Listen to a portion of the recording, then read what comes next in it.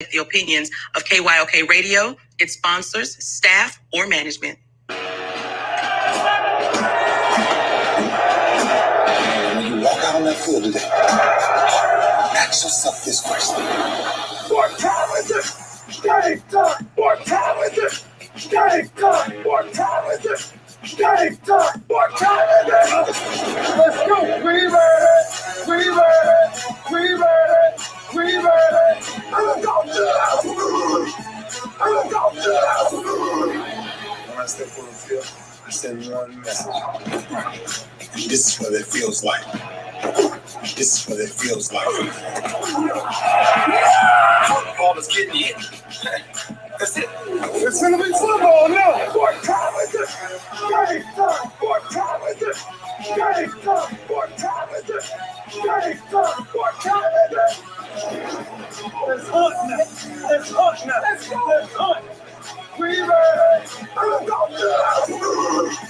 I'm going to the house.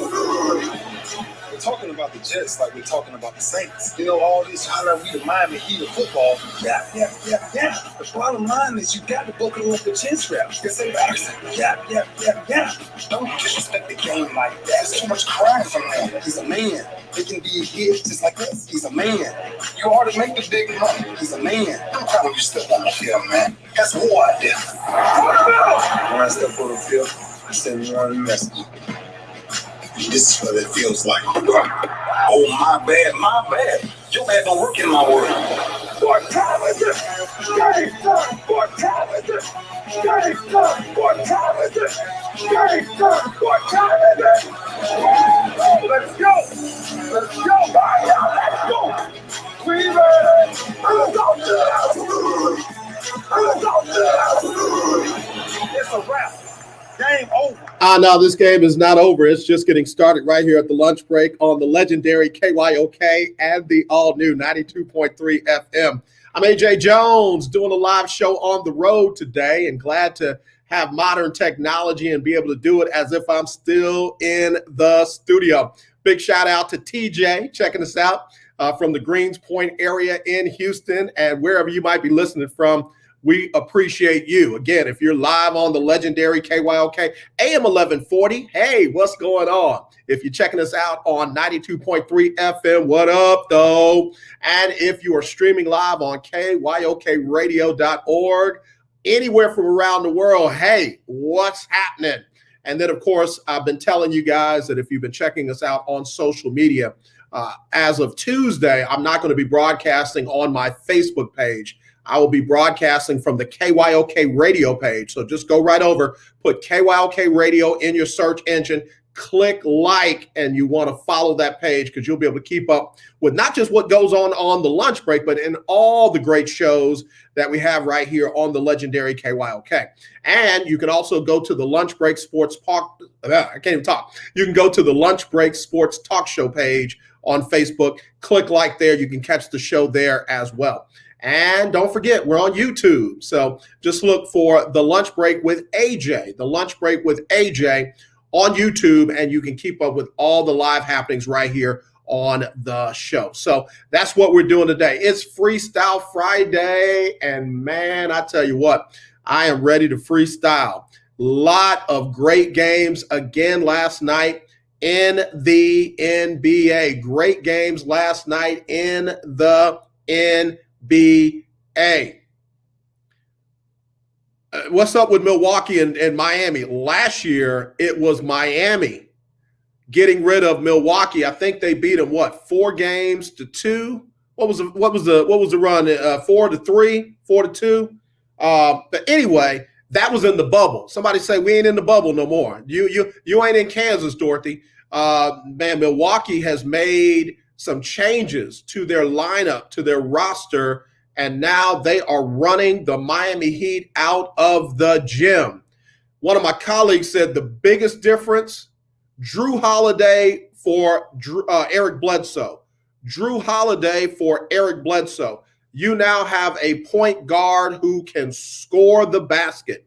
You got a point guard who not just runs the point and plays defense, but can score the basket. And Drew Holiday did that last night for the Milwaukee Bucks. And they got a big win last night. Again, about to pull the broom out on the Miami Heat, 113-84. They're up 3-0. If they win one more, they are done. And then it makes you wonder, what's Miami going to do? How are they going to bounce back from this? That team does not look like they are very well constructed. But to me, they've got all the parts. They've got the shooting. They've got the inside presence with Bam Adebayo. Jimmy Butler's a playmaker, a scorer, a defender. Tyler Hero, Robinson, those guys shoot from the outside. I'm not sure what else that team needs to be able to be competitive going forward.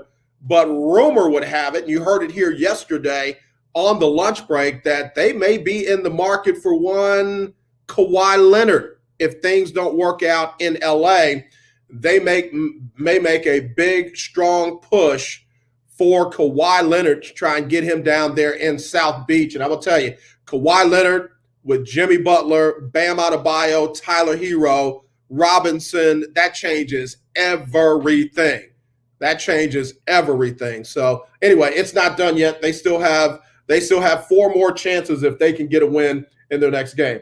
And then LeBron James and the LA Lakers are starting to look like LeBron James and the LA Lakers. They are starting to look like LeBron James and the LA Lakers. They are now up 2-1 on the Phoenix Suns after beating them 109-95 last night. 109-95 last night to get the win.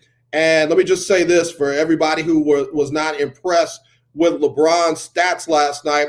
You don't have to be impressed with his stats. What you got to realize is in the playoffs, the man just doesn't lose. He might lose games, but he doesn't lose series. Gets his teams to the NBA Finals, and he's won more of them than folks want to give him credit for. Last night, LeBron only had 21 points, 6 rebounds, and 9 assists. But those 9 assists helped the LA Lakers play big ball, not small ball, but big ball against the shorter Phoenix Suns. The Lakers played over the top of the Phoenix Suns with Andre Drummond, with Anthony Davis, and with other players. They played over the top. I'm sorry. Got to give some love to Gasol, Mark Gasol. Yeah, he showed back up, and again, they played over the top of the Phoenix Suns. And one thing you can't teach, one thing you can't coach, one thing you can't replicate unless you have it is size. You can teach skill. You can teach fundamentals. You can teach defense and offense and all that, but you can't teach size. And last night, LeBron and the Lakers, they flexed on Phoenix with their size. In fact, if you look at the team stats, the Lakers out-rebounded the Phoenix Suns 61-42. 61-42, and they had a ton of points in the paint. They won the game in the paint. And there was nothing Phoenix could do about it. So what are you telling me? They can make all the adjustments they want to make. One adjustment they can't make, they can't get taller. They can't get bigger. So if the Lakers can play that style effectively and get, watch this, one more game and go up 3-1, you can put that one on the books. LeBron is not going to let his team go LA Clippers on them. I don't see LeBron and the Lakers blowing a 3-1 lead should they get that. Of course, Golden State did it. Oklahoma City has done it before, and the LA Clippers have done it a couple times. So, again, that's what happened there. And then in the very late game, Denver also took a 2-1 lead over the Portland Trailblazers. That one was a close one, 120-115. And I got to shout out to a young man that I got to know, not real well, but okay, pretty well. while he was here, and that's Austin Rivers, son of Doc Rivers. Got a chance to interview him one-on-one several times. Knew some people that live back in his hometown in Winter Park, Florida. And Austin Rivers had a nice night last night. He was in the starting lineup, had 21 points, and had 5 3-pointers in the win. It's Freestyle Friday, so we're going to talk about the number of former Houston Rocket players that are representing other teams in the playoffs, while the Houston Rockets wasn't nowhere near the playoffs. In fact, they finished with the worst record in the NBA.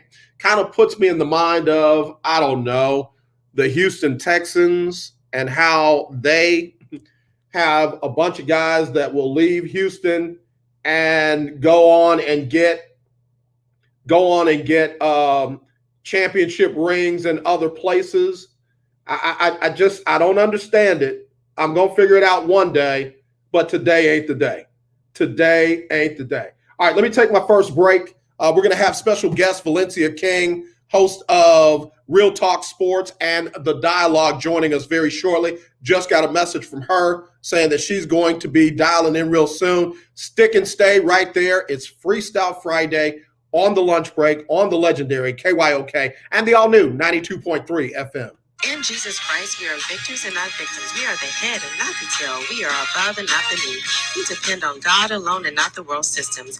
UCA is a nonprofit faith-based organization that is committed to restoring, promoting, and protecting America's traditional values of God, family, and country and urban areas. We desire to empower, educate, shape, and mold the minds of future generations. Join our mission at www.urbconusa.org. All donations are tax deductible. This is Sean Scott, co-founder of Urban Conservatives of America. God bless.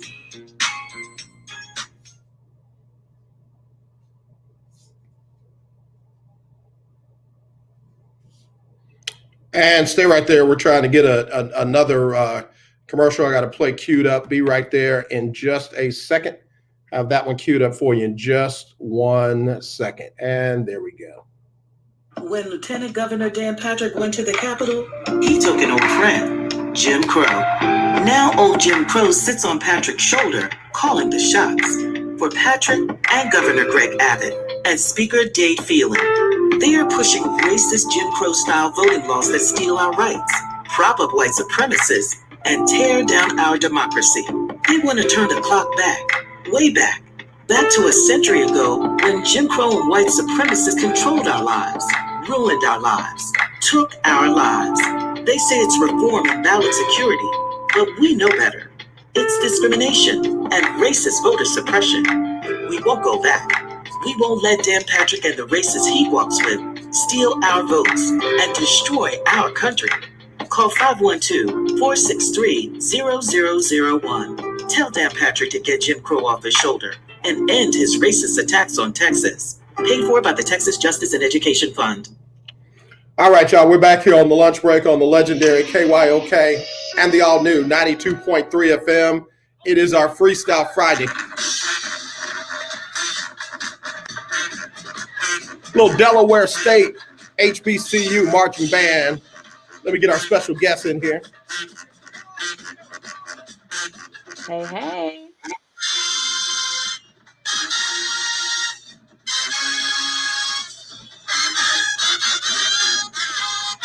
Yeah, I'm sorry, Valencia.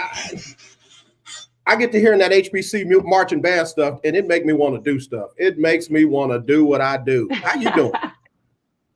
I'm doing all right. Trying to make sure the angle's in check, like Drake said. Gotta hit them angles. and every time I see you, I always want to say, you know the vibe. You know the vibes. Listen, as the members say, the vibes are immaculate. All right now. Yes. And I'm feeling the hair all the way over there. Thank you. Thank you very much. Yes. Okay. Look, what you been up to? It's been a minute since we've had you on the show, Valencia King. It has, but I've been tuned in, still supporting, even if I'm just in the comment section with the other lunch breakers. So what's up to all the lunch breakers? But I've been doing well. Obviously, the Mavs are in the playoffs right now, so covering that. Our Dallas Wings just started up their season. They have a game tomorrow night, so they're looking to get back into the win column. So it's going to be a busy basketball weekend. We've got Mavs, Dallas Wings, and Mavs on Sunday. So All right. Well, listen, I want to get into all of that because the Dallas Mavericks are on the verge of sending an earthquake to LA. And I'm not talking about one of the ones that's going to make the ground shake. This one's going to make the whole building shake because they're going to have to do something different if what is happening continues to happen. What has been your assessment of what the Mavericks are doing to the paper clips right now? not the paper clips. Oh I my. borrowed that. I borrowed that. What one of our colleagues gave me that. I said, "Oh, I likes that. I likes that." Right. Well, one of the things that has been encouraging for me to hear from the Mavericks is they're not getting too high. They know it's just 2 games. They know it's a long series, and they have a lot of respect for the Clippers, the LA Clippers, not the paper clips just yet. But they know that that's a terrific ball club over there, and they know that they're capable of making adjustments and becoming the team that we're used to seeing them to be. So there's a lot of respect from the Mavs side. And then also the Mavs have been quite honestly just upfront. They know they have not been the best team at home. And so, as Rick Carlisle said it in his post practice media availability yesterday, he says that he's calling it a road focus. So, they're going into it as if they are still on the road. So, they can be locked in and do what they did the first 2 games, which is really just come out and hit first. I'm struggling with that because, I guess you know better than me what they've done at home. But I would think, again, typically when you get that home court, baby, you got that home cooking. Your bench players tend to play better at home. Your starters tend to be more comfortable, with the surroundings, the sounds, the way the rim is tight or not tight or what have you. All the little nuances tend to favor the home team. But Coach Carlisle's saying they ain't been all that great at home. Yeah, and I've been covering the Mavericks for a while now, and really I say this for honestly all Dallas area teams. The games they're supposed to win are a little shaky. And the ones they don't have a chance on, no problem. So when it comes to having home court and how it should give you a little bit of extra edge, you just really can't bank on it, okay? The points have not been made just yet. So I appreciate their honesty, and even before practice yesterday, after game 2, in Kristaps' post game interview, he even said, "I felt like we celebrated a little bit too much." So they know that they have to wind it back down. But I understand you're on the road, you get 2 games up, they're excited, but I'm glad that they were able to kind of reel it back in. Yeah, I'm with you. Valencia King, Real Talk Sports, and host of the Dialogue on Instagram, joining us here on the lunch break for Freestyle Friday. And had to have her on because, man, the Mavs are up 2 games to none on the team that everybody, or not everybody, but a lot of people had penciled into the NBA Finals. And Mhm. the Mavs are on the verge of sending them home. So did the Mavs not get the scouting report of the Clippers being the team that everybody thought was going to come out of the West, or what are you seeing? Listen, there are a lot of things resurfacing from the bubble last season, in my opinion, because the way that Milwaukee is playing against Miami, it's as though I said this, and I didn't think Milwaukee heard me, but apparently they heard me all the way from Dallas. When they lost to Miami, I said Milwaukee needs to watch those tapes every single day for Mm-hmm. breakfast, lunch, and dinner Mm-hmm. because their Mm-hmm. soul was taken. Let Mm-hmm. me They take it back. snapped Their that heart, soul. they're right. And now what they're doing to Miami makes me believe that they did indeed watch those tapes every day for breakfast, lunch, and dinner. And it's the same thing for the Mavs. I mean, the Mavs had a highlight moment in the bubble against the Clippers with Luka's game-winning 3, falls on the ground, crowd, non-crowd goes wild. but they do remember that ultimately they lost that series. And of course, the coulda, woulda, shoulda, if KP didn't get ejected, if KP doesn't go down for injury. Whoop-de-whoop-de-whoop. The point is, the Mavs remember that they didn't come out on top.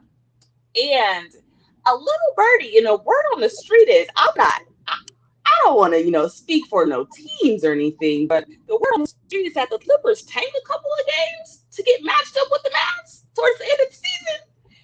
And I'm not saying the Mavs are they noticed that, but I mean they might have noticed that.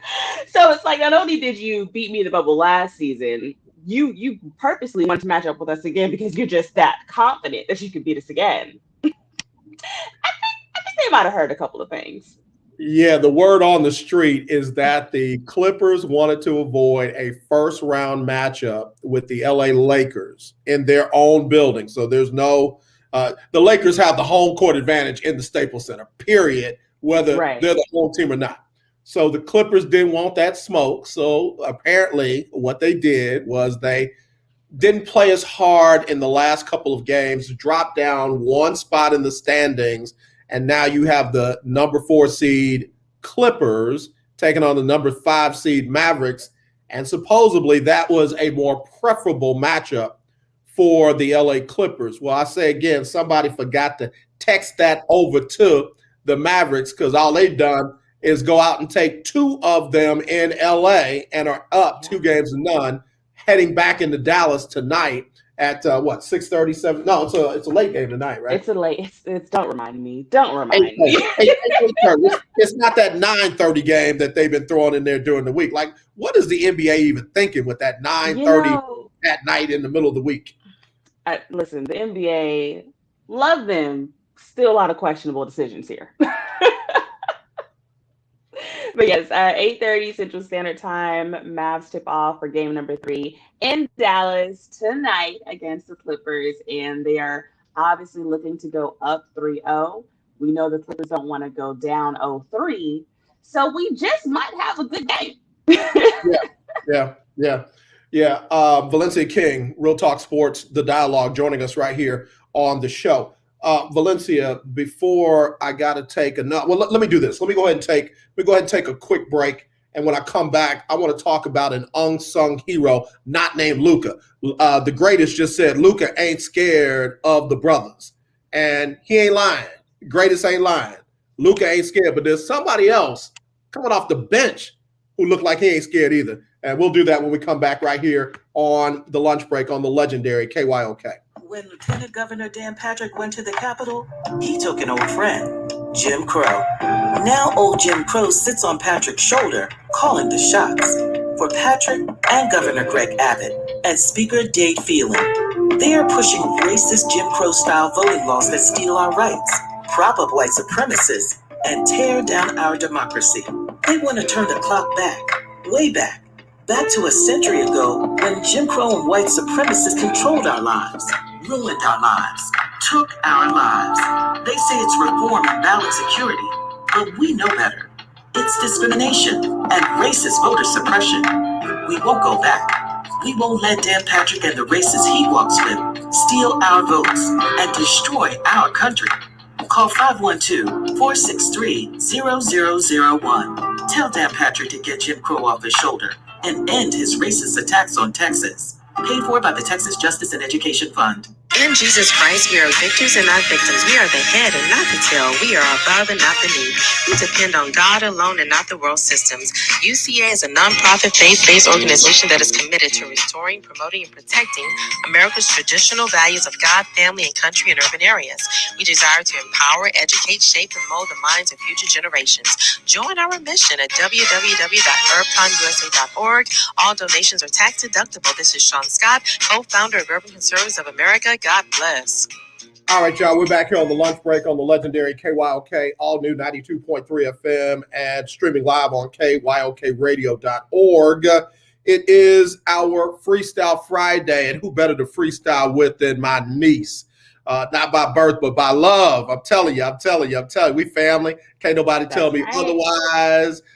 She hails from the DFW. And again, you can check her out on Real Talk Sports and The Dialogue. And she is covering those Dallas Mavericks who are up 2-0 on the LA Clippers. And again, one of our colleagues on Twitter calls them the paper clips. So I kind of like that. I'm going to use that until they win one. That might motivate them to win one. But here's the thing. Everybody knows that Luka is not afraid of the big moment. And when Kristaps is healthy, he can go off as well. Tim Hardaway Jr. Did I tell you Tim Hardaway Jr. was going to be the man when he came over in that trade with Luka? Mm-hmm. I mean, with Kristaps. He didn't get off that first year, but he has been solid ever since. But there's a dude coming off that bench that I just like his game, and I want you to give some dialogue, if you will, about Jay Brunson. I want to hear something about Jalen Brunson, because that dude, he changes the tempo of the game.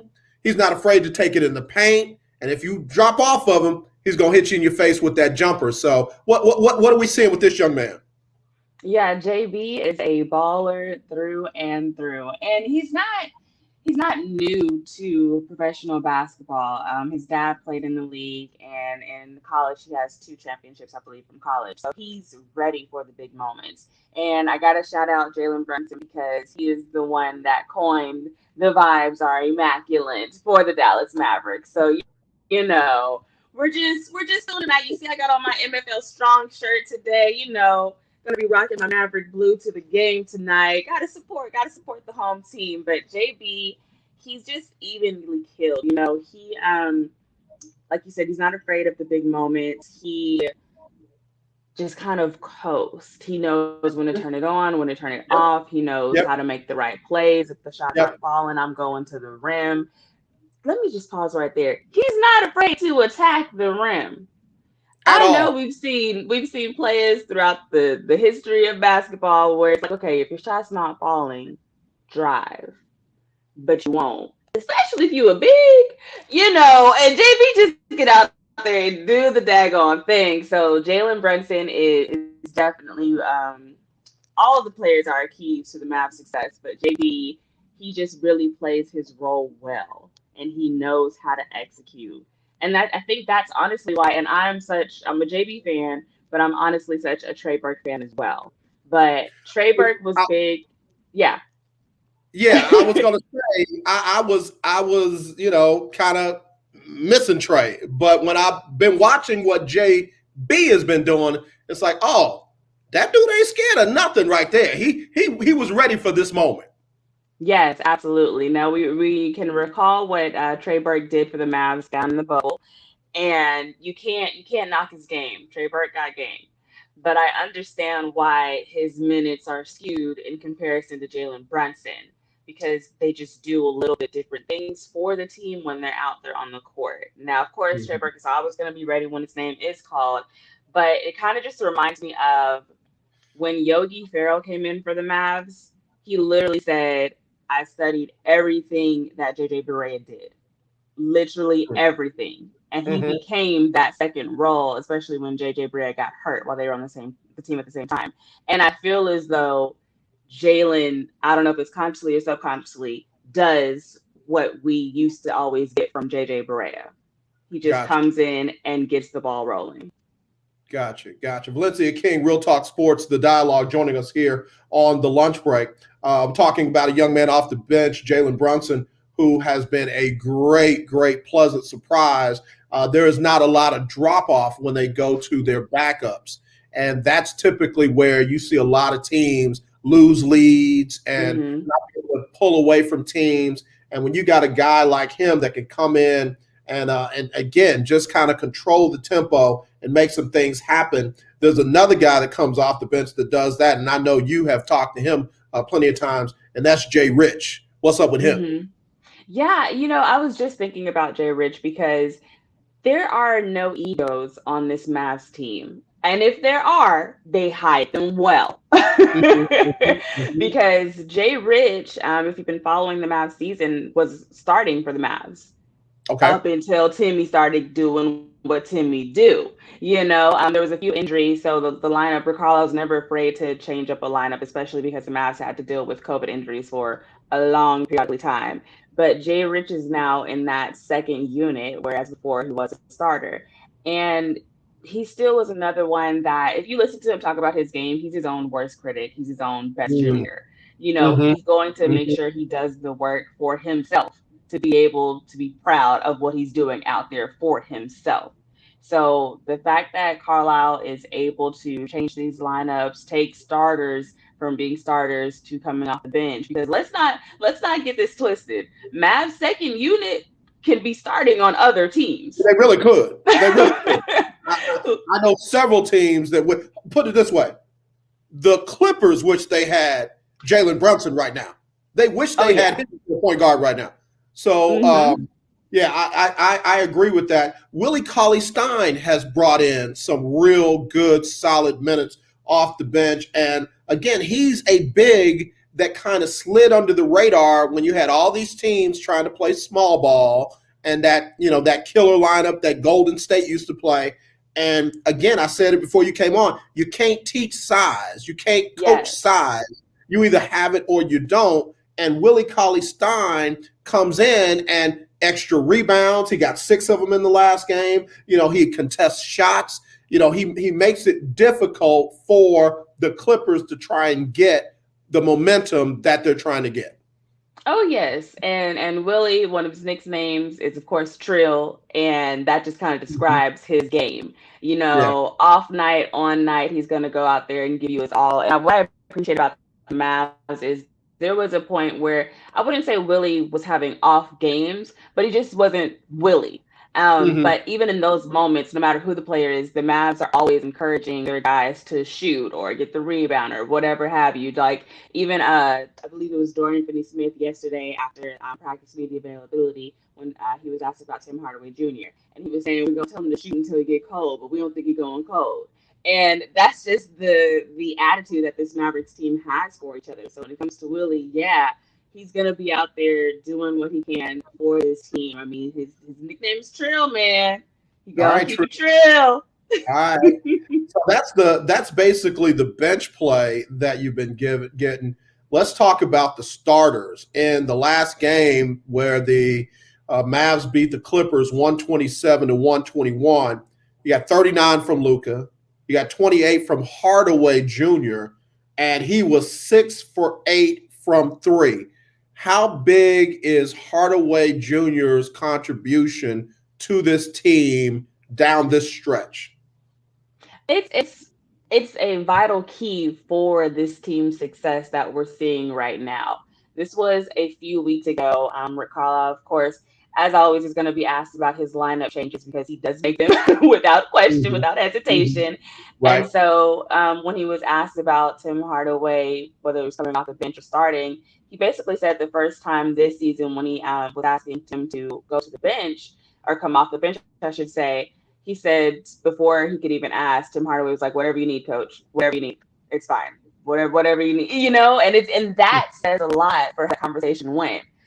Carl didn't say, we had a long conversation about it. No, Timmy Hardaway Jr. said, whatever this team needs, that's what I'm about. And so when he's out there on the court, you just gotta love it. He definitely, it's showing that he puts in the time to get his game the way it is right now. And of course, he is a junior. We know his father did amazing things in the league. I know they're hoping to get him in the Hall of Fame for the next season of it, but he is his own player.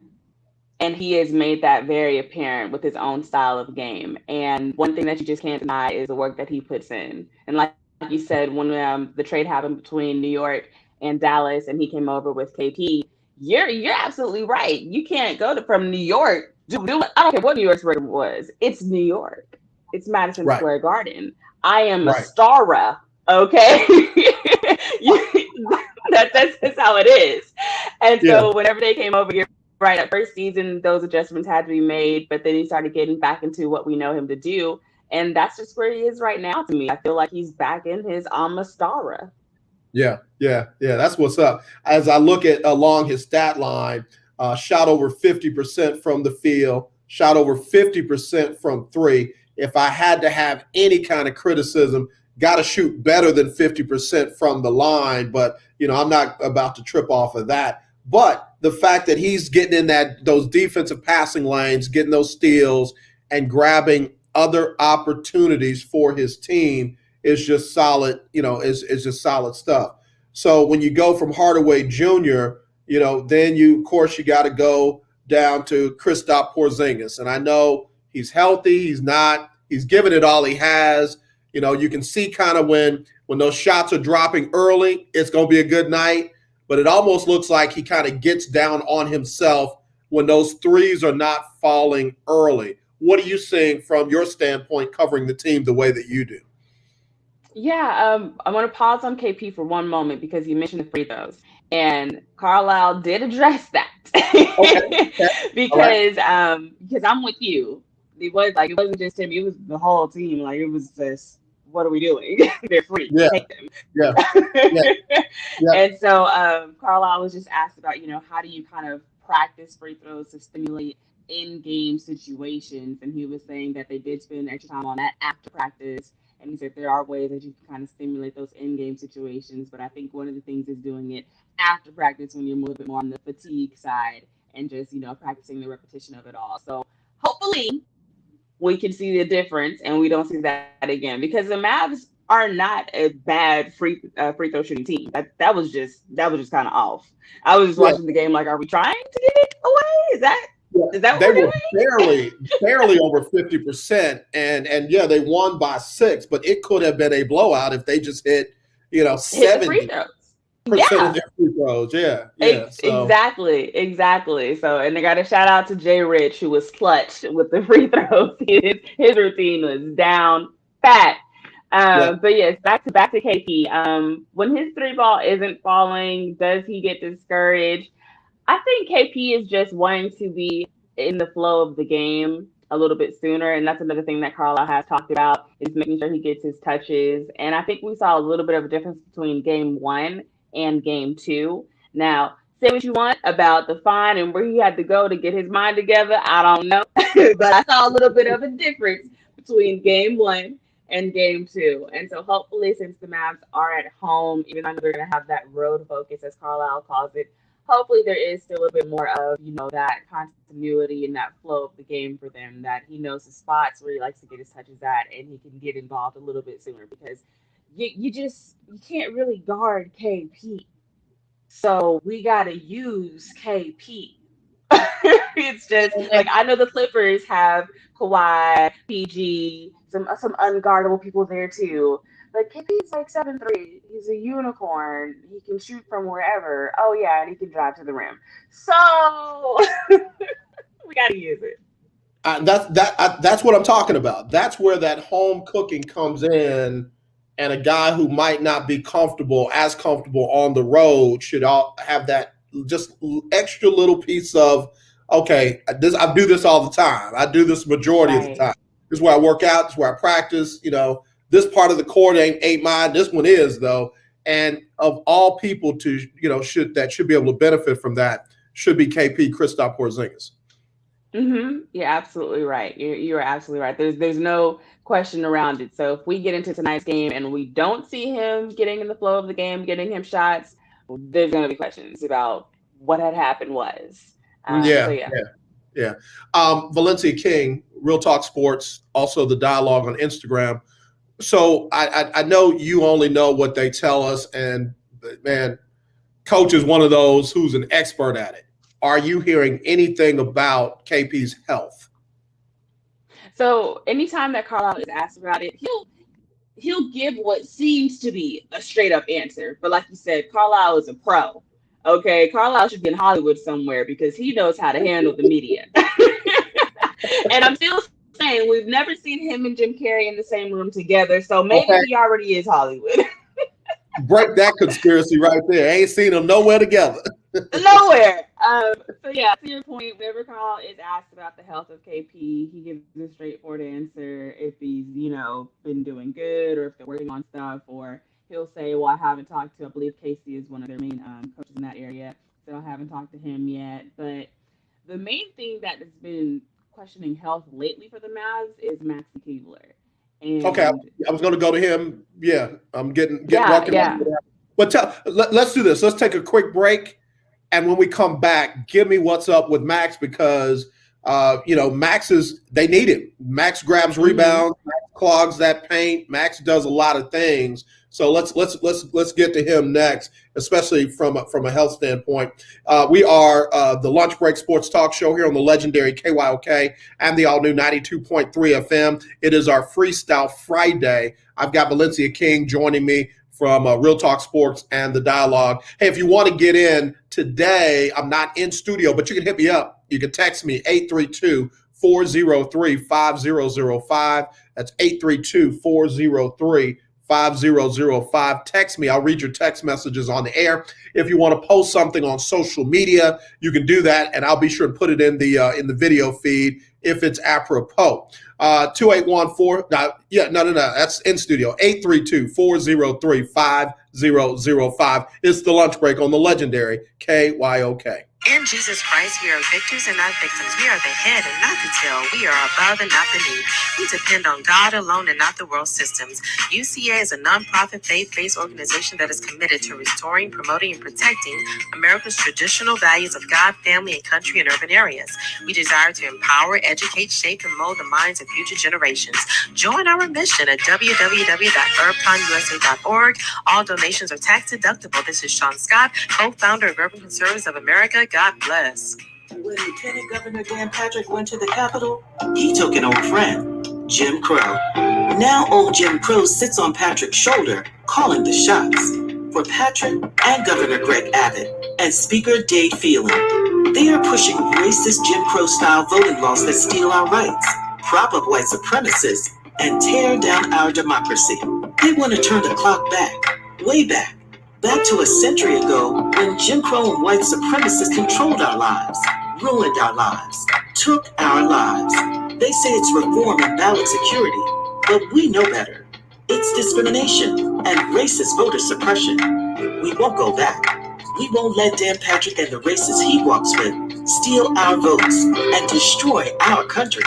Call 512-463-0001. Tell Dan Patrick to get Jim Crow off his shoulder and end his racist attacks on Texas. Paid for by the Texas Justice and Education Fund.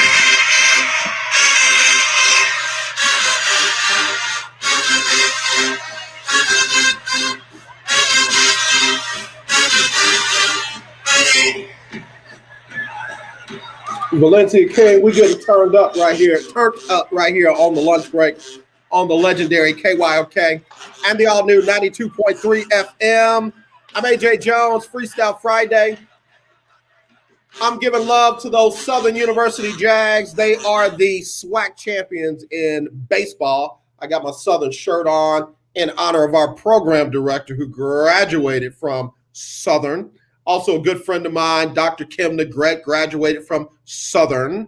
Also, my auntie, up in the Midwest, we say auntie. And auntie Anita graduated from Southern University. She went to school with Mel Blount and them. You don't know nothing about Mel Blount. Yeah. Ash, look, ask your mama and your daddy about Mel Blount. He's just a Hall of Fame player for the Steel Curtain Pittsburgh Steelers. And he used to look out for my auntie at Southern University. So yeah, got a lot of Southern University around. My son went to Southern for a few months. I had to go get him, Valencia. I had to go. His cousin called me and said, "Unc, you need to come get your son." I said, "Why? He don't go to class, Unc." I said, "Wait, what?" He said, "He ain't going to class. All he up here doing is dating. I'm not paying tuition for you to doc. I'll put you on the premium for Match.com, for eHarmony, for all of that. We ain't paying tuition for you today." So he has since graduated, but I had to get him off of Southern's campus. It was a little too much for him at the time. It happens. It's just, one of those life moments you got to go through. Trust me, I don't mind people making mistakes and bad decisions. It's when you stay in them or keep making them that it becomes a problem. Because like I said, he's since graduated and doing very well for himself. He got married not too long ago. What you talking about? I'm a happy man. Hey, all right now. Okay. I got me a daughter in love now. I'm loving every bit of it. So I've got Valencia King. She is the host of Real Talk Sports. She also hosts a very nice show called The Dialogue on Instagram. You need to follow her. I am Valencia King. and you'll find out all the great stuff she's doing. Valencia, we're talking about injuries with Kristaps Porzingis, and you brought up. Yes, Maxi Keebler, who, if you've been, following his career, you can kind of see that he's not in the swing of things like he normally is. Now, one thing Maxi can always do is knock down a three. And that's when you put up the call hand single, because that's his thing. All right, call it a three, call Maxi. That's what we do here, okay? Peep the shirt if you're watching via Facebook Live, MFFL strong. Okay. But yeah, one of the things that Carlisle has been saying even before this series began is that they've just been monitoring Maxi. And so I believe it was yesterday's practice where Carlisle said that they're still monitoring it and it'll more than likely be a game time decision, if memory serves me Okay. correct. And so they were just saying that he went through some of the things in practice, but not a full, all out practice. So hopefully he is What's he available. wrestling with? If you can tell us, what injury is he dealing with? I knew you were going to ask me that, and I don't want to lie to the lunch breakers. I don't want to lie. It's Because you're not gonna make nothing up, and you're not just doing it for clicks. We try to get to the truth. I think it was his eyelashes in his left eye. See, that's what happens if you try to make something up. You ever had an eyelash just poke you in the eye, but you couldn't get it out? It's My goodness. Oh my goodness. Look, that's when your mama grab your eye, spread it open, and blow it. Yeah. Exactly. I have a friend that's listening to me that just traveled for a little vacation and was saying, "Oh man, I forgot to put lotion on." I told the friend traveling with that friend, I said, "Lick your thumb and rub them ankles for me, please." all in there. Just get it. Yeah, that's called natural lotion right there. Lick that thumb, Yes. it'll clean up some ash for you. But anyway, so Max is dealing with an injury. He was still 2 for 2 from three in the last win, but it wasn't the volume and the continued type of play that we've grown used to from him. Right. And so one of the things that, even though Max is dealing with an injury, it's I don't want to say everybody on the Mavs team, but most of them have a way of saying things without saying things. Maybe Carlisle does a whole media training session as practice. Maybe that's what it is. But obviously in game one, Kawhi did have this astronomical dunk on Maxi, and it was, everywhere going viral. And then Kawhi did the look back, and I believe Morris and PG were right by his side, staring down Maxi like, grr.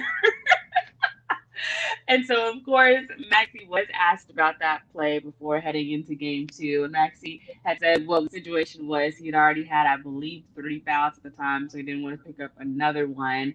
So he couldn't actually, go for the actual blockity block. But he also was like, it's just 2 points. I've had games where I've dunked on people and I've been dunked on before. It's just 2 points. Like, he just said it so cool and casual, because at the end of the day, what he didn't say, what he probably wanted to say is, we won the game though. That part right there. That's probably what he really wanted to say when he said it's just 2 points. He really was saying, but who won the game? Yeah. You can take the dunk, but who got the game? That's when you just point up to the scoreboard. You just point and don't say, look back, look back, look. Leave it right there. Leave it right there. So right there. So yeah, Maxi has a I don't want to say a tough job, but maybe someone would describe it as tough. But he's been guarding Kawhi for a lot of the series thus far, and that is a full-time job. So we appreciate Maxi. When he can get the 3, we know it's gonna go in. Yeah, I like that. So then from there, you go to Dwight Finney-Smith. That has been a nice part of the team as well. I've liked some of the things I've seen out of him. I love how you just combined Dwight Powell and Finney-Smith into the ultimate player right there. But no, you're right. We'll start with Dorian, I'm Dodo. sorry, Yeah, Dorian, yeah. No, Dorian. you're fine. Because Yeah, they can't they do the same thing. It's all love. It's all yeah, love. But yeah, Dodo, who also known as Big Doe, has big been though. doing, Okay. yes, he's been doing his thing. And I remember the first time, to my knowledge, that he was called Big Doe. He had a really great game. I forgot who the Mavs were playing. This is 2 or 3 seasons ago when we still had Wes Matthews on the team. Hmm. And there was a lot of media around Dodo, and Wes Matthews was like, "Okay, Big Doe, you Big Doe now." But yeah, Dorian has been just evolving as a player. Right. We He can see that. didn't have an yeah, he didn't have an easy journey into the league, but now that he's here, he's making the most of it. He's putting in the work, and even on his nights, this was a little bit before the end of the regular season. His teammates are encouraging him to shoot the three. And I have a video. I have 2 videos up on my YouTube channel now. One from Dorian's perspective because he had a game-winning three, which, if you look at his career early on, you're like, Dorian Finney-Smith, a game-winning three? Where? But he has a Mhm. game-winning three under his belt for the go-ahead win, and it came with the assist from Luka Doncic. Now, that doesn't tell you the amount of trust that Luka has in his teammates, especially Dorian Finney-Smith, to knock down the three, to win a game. This team is just the vibes are immaculate right now, and so I think everything that has been a part of the season, because we have to remember early in the season the Mavs were 9-14. Right. That's 9 wins Right. and 14 losses to be Right. exact. Yeah. And I was like, is it time to hang it up? What are we doing right now? I mean, I know it's a long season, but this is not cute. And so as the season progressed, the Mavs were able to put the pieces of the puzzle back together. And of course, even though they did have a lot of COVID people, out with injuries and COVID, we had like 5 guys out for over a month. Yeah. And so, but once everybody got back and in the lineup, in the rotation, the Mavs obviously were able to turn this thing around. And getting back to Dorian Finney-Smith, it's beautiful to just see him evolve as a player, because you just know that he is appreciative of everything that it's taken to get him here. Like, he knows the work he's put in to be at this point. He talked about it a little bit yesterday. Even though he says he doesn't like to, dwell in the past or think about the past, he still is knowledgeable of everything that has gotten him to this point. And one quote that was so lovely, it'll be on my YouTube channel later this afternoon, was he was saying he didn't realize not necessarily how big the playoffs were, but he didn't Mhm. realize how much I guess it meant as fans, because his daughter was telling him she's excited to be at the game tonight. A lot of the Mavs had their family in LA for games 1 and 2, but now it's going to be here in Dallas at the American Airlines Center. And so his daughter was just like really excited. He was like, that's when it kind of clicked for him. Wow. I love that. I love that because, like you said, in the bubble last year, it was so, there was a period of time before family could join you there. There were some people that decided not to bring family because it was still so much unknown. But like you said, now it's different. And you've got Hmm. people that really, really, really mean a lot to you, like daughters and husbands and wives that are able to come down to the games and be there. So that obviously means a lot to him as well. Yes, it definitely does. And I know that Rick Carlisle is stating facts when he says the team has to have a road focus, but hopefully having some family in the building can add a little bit of extra oomph. And I don't know if Dirty, aka Dirk Nowitzki, is going to be in the building. He was at game 2 in LA. And Tim Hardaway was asked about, if that had any extra juice for them. And he said, listen, hey, 2-0 when Dirk is in the building. So we shall see. We shall see if if he's going to be in the building and if that helps. But ultimately, it comes down to the guys that are on the court. So we'll see. All right, so now I need to know this before we get Sybil Wilkes on here with her what you need to know update. Are you giving people these nicknames? Or are these the nicknames that they're saying, hey, call me Dirty? I know folks call me Nowitzki, but call me Dirty. Where are these nicknames coming from? No, I have not had any credit as a nickname giver thus far, but maybe we'll see. But no, Dirk Nowitzki has been dirty for I don't know how long, honestly. But yeah, dirty. Maybe since the championship days. I don't know if that's when it came Okay, around, but okay.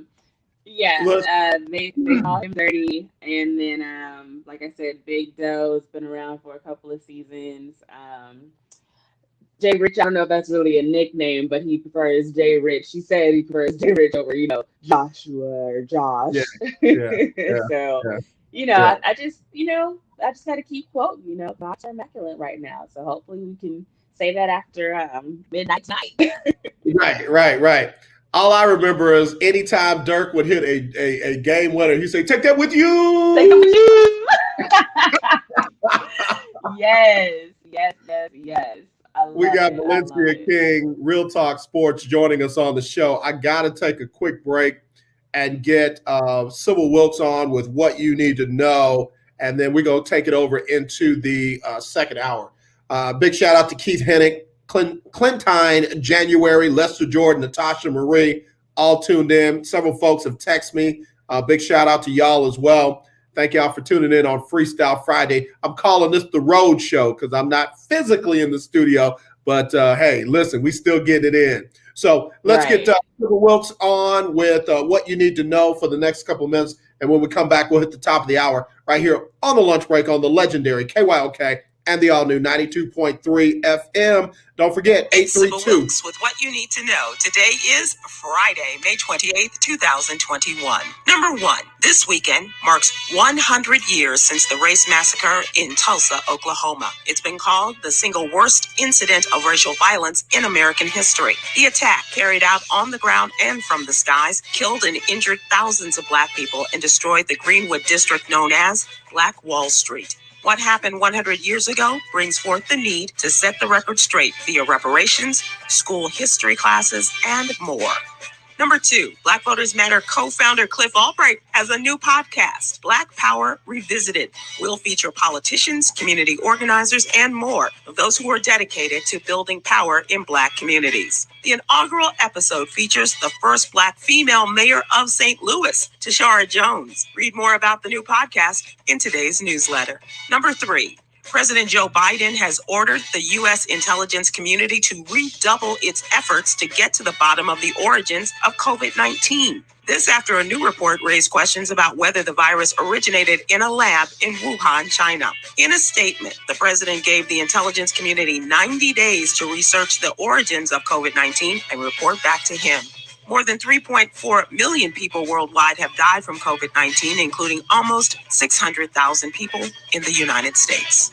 Number four, for more than a decade, Lydell Grant of Houston has insisted he was innocent of murder. He wrote letters from his prison cell that he was wrongfully convicted and a victim of a miscarriage of justice. But even after reanalyzed DNA evidence and computer technology helped authority track down a new suspect, he was still not officially exonerated until now. Texas' highest criminal court last week ruled that the 44-year-old Grant is actually innocent in the fatal stabbing of a man outside a Houston bar in 2010, a murder that would have left Grant locked up for life. Number five, as more African Americans look to investing as a tool to generate wealth, Kevon Chisholm and his 14-year-old son Kamari are working to make this a reality for young people in their community. Through their Virginia-based camp, Junior Wall Streeters, young people can learn about making their dollars work for them through the stock market, cryptocurrency, real estate, and more. Read more on Junior Wall Streeters and how to enroll in the camp in today's Black Business Spotlight.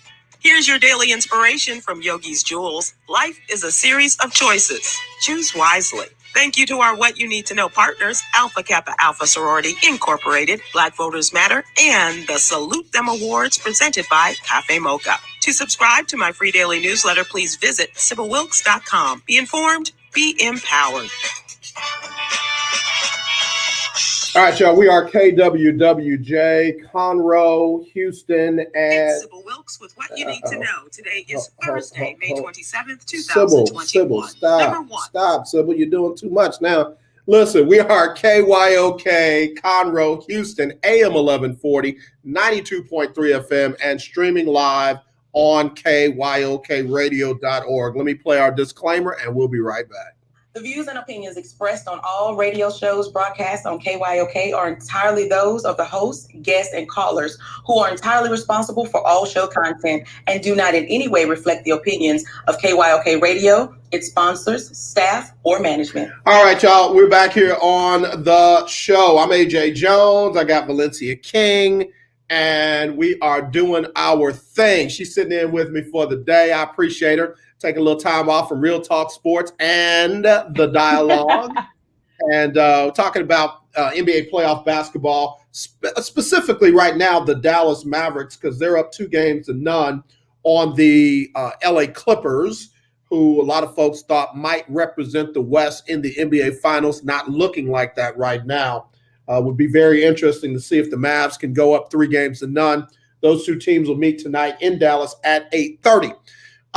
Valencia, we were just talking about family coming to the games, and with the game shifting from LA to Dallas tonight, some of the players will have family at the game. We just saw a couple of nights ago where things did not go well with fan involvement. Russell Westbrook up in Philly, walking off the court, having suffered an injury, going in the back for observation. A fan decides he's going to dump popcorn on the head of Westbrook, and some in our business and the media wanted to focus on Westbrook's reaction. I am very glad to hear that the arena there in Philadelphia suspended or revoked the season tickets for that particular fan and banned them from future events indefinitely. Then we saw in New York, a fan decide he wanted to try and spit on Trae Young, guard from Atlanta. And that one went under the radar until somebody videoed it, put it out there on social media. The NBA and the organization did their investigation. They too revoked that fan's season tickets and banned him from the arena. We just found out that there were 3 fans in Utah that also had their season tickets revoked and have been banned from the organizations or for any upcoming events by the organization, because one of them made racial slurs to the family of Ja Morant, and then the other 2 made just inappropriate comments, one of them telling Ja Morant's wife, B, shut the blank up. I am grateful that the Utah organization didn't wait, didn't hesitate, didn't procrastinate. They got them folks out of there, and it was the folks sitting around the Morant family that told on and turned those 3 fans in. What are your thoughts on this type of fan interaction and behavior, and what do you think will or will not happen tonight in the arena where the Mavs play?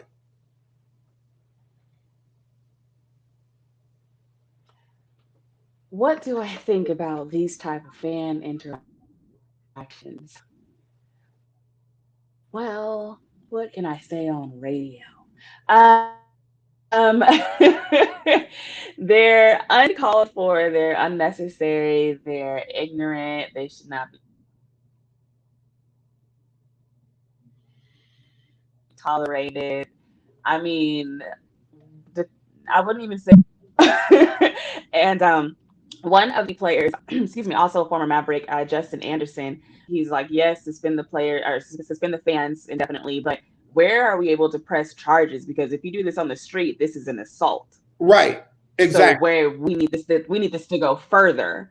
And so that's where I'm at with it. And grateful that the people in Ja Morant situation, the ones around these so-called fans, were able to tell and let it be known. And I'm still looking at the tape from the popcorn guy with Russell Westbrook, because I need to see that whole interaction about 7 minutes before and 2 minutes after, because there were too many fans that were calm while this popcorn was being tossed. So I need to know if this was a huddled decision, like, yes, you cock, And that said a Mm-hmm. lot to me.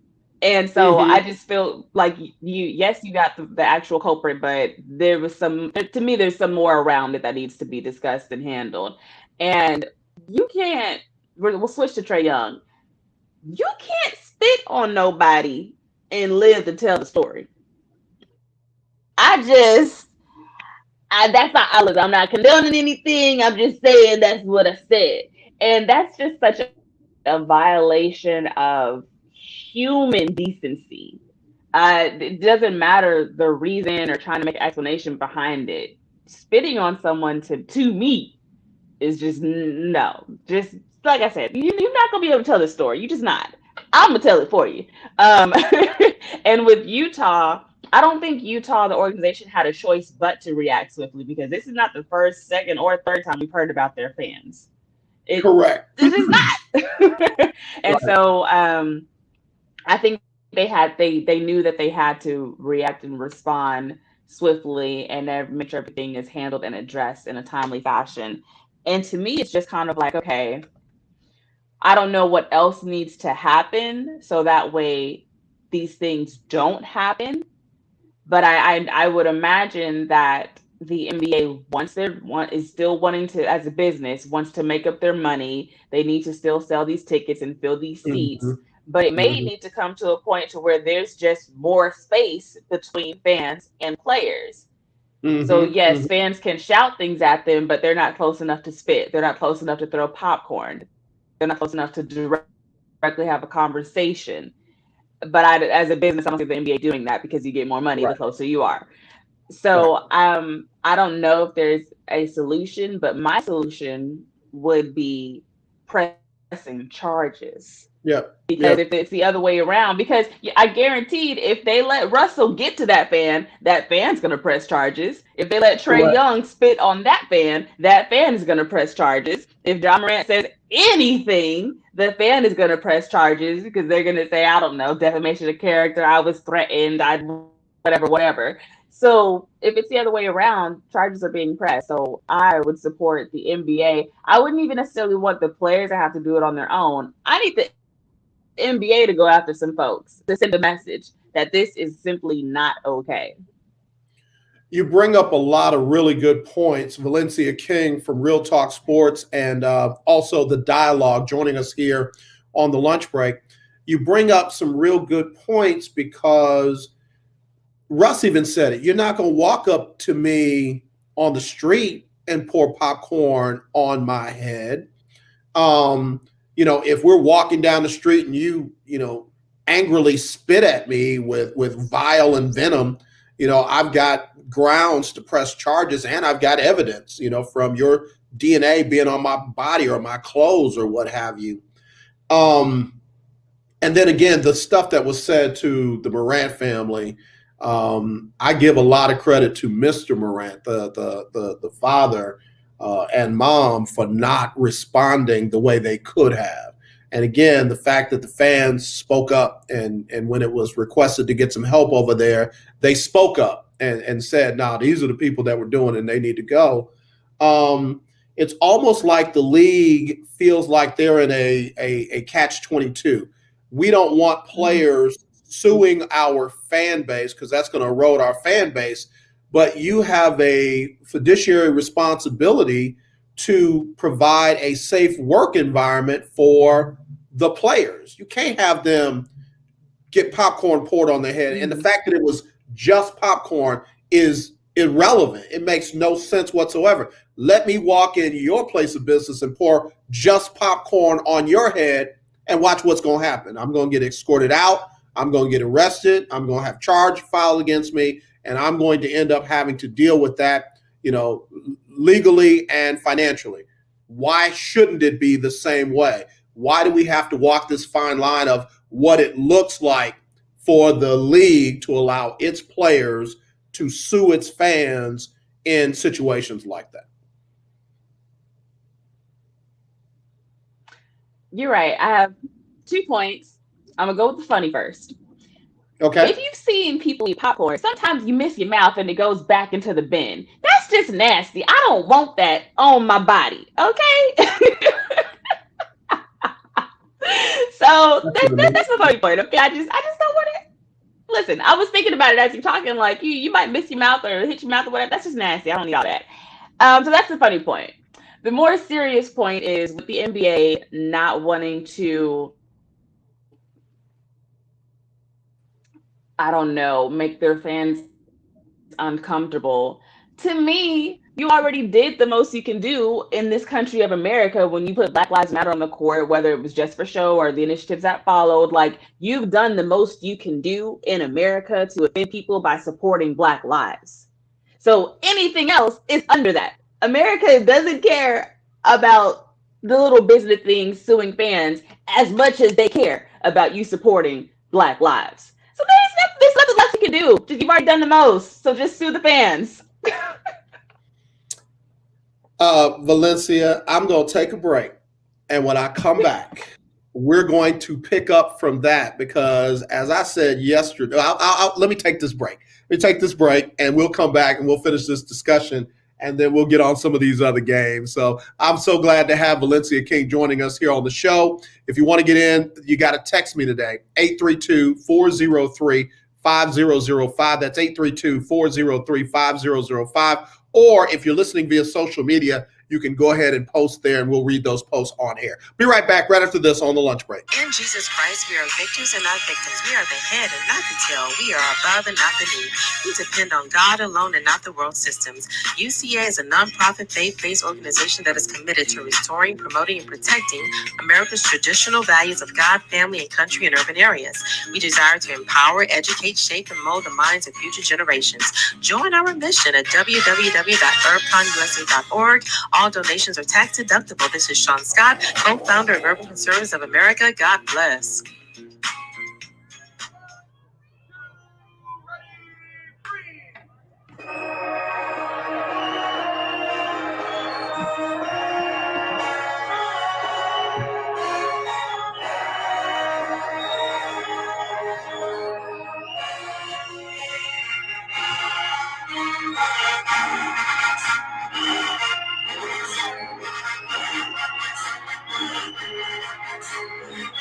All right, let me stop. That's a little bit more of the Southern University Marching Band. Again, that was from the Human Jukebox performance in this year, 2021.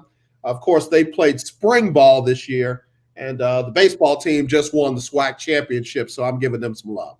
All right, back with Valencia King, Real Talk Sports here on the lunch break on the legendary KYOK, all new 92.3 FM, and streaming live on kyokradio.org. Valencia, I'm like this. If it was Max, if it was Frank Kaminsky, if it was any non-African American player, either one of these incidents, I'd feel the exact same way.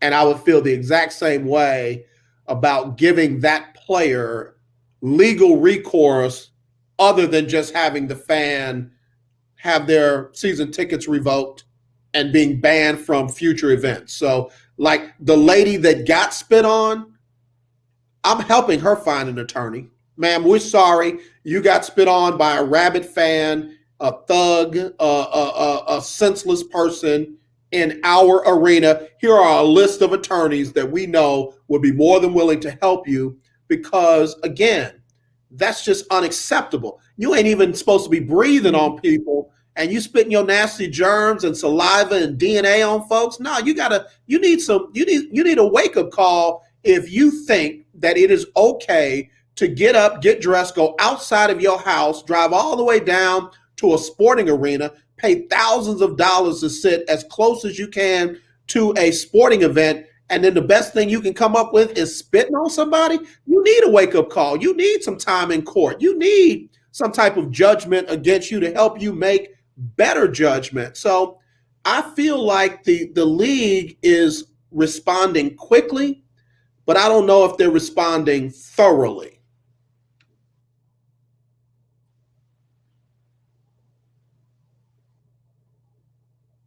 I'm just saying. You blinking. If you don't agree, say you don't agree. We family, so this ain't going nowhere.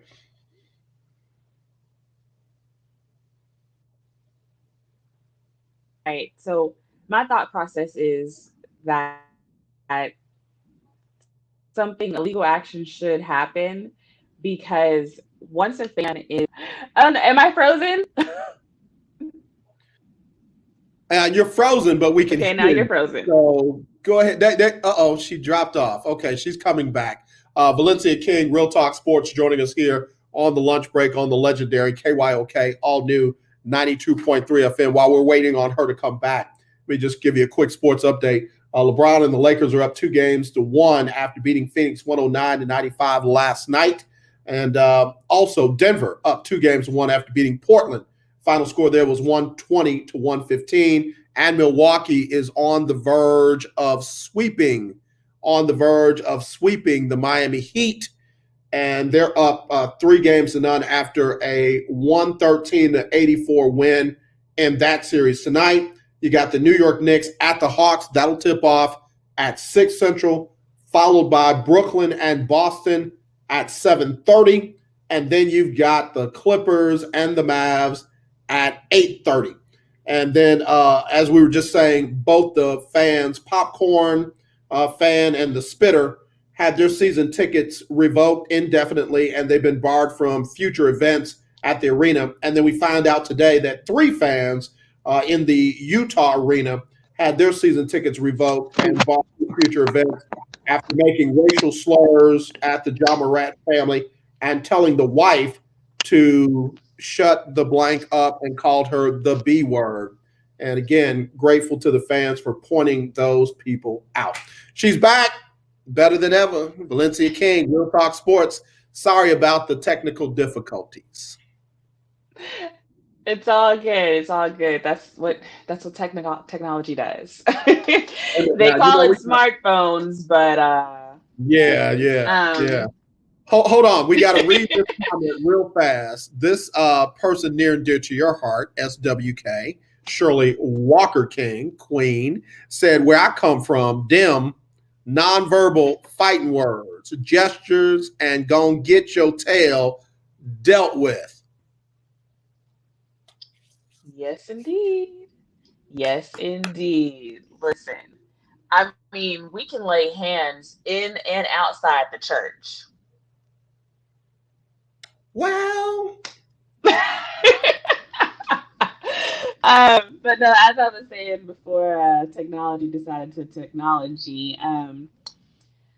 What was I saying? We were talking about the gestures and the fans. Oh, I was saying this. I think that the NBA should do more than just suspend the fans because my thing is, if the fan is acting crazy inside the arena, what are they going to do once that decision has been made? Will they become a stalker?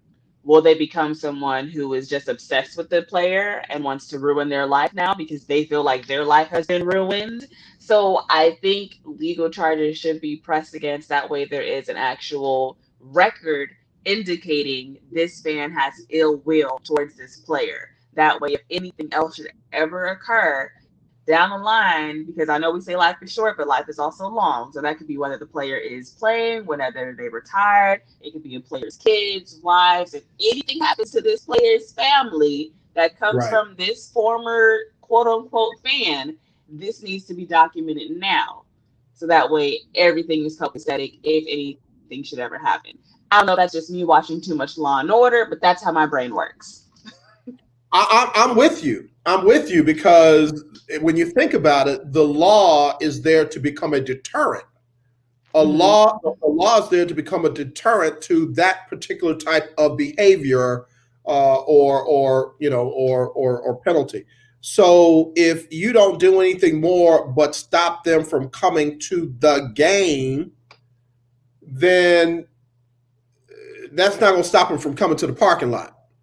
That's not going to stop them from, sneaking in who knows where, because people have gotten access to locker rooms and stolen Super Bowl jerseys and equipment and what have you. Folks have gotten access to people's hotel rooms and what have you. So it's almost like there's got to be some lasting punitive damages that will let this person know we're not playing. You can't just come down here and act like you don't have any home training. You can't just come down here and act like you don't have some sense. Just because you don't have sense don't mean I don't have sense. So I'm going to use my good common sense to let you know this right here is not what you want.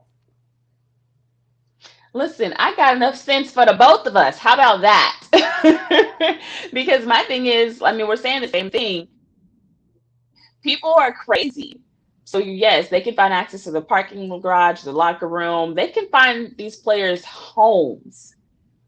I know these players, quote unquote, live in gated communities, but so do all the celebrities, and there's still a bunch of break-ins. So these things have to be documented from a legal standpoint should anything ever happen, because you have to, if the league is saying that they want to protect their players, Right. then you have to do it all the way. And the NBA is a multi-billion-dollar business.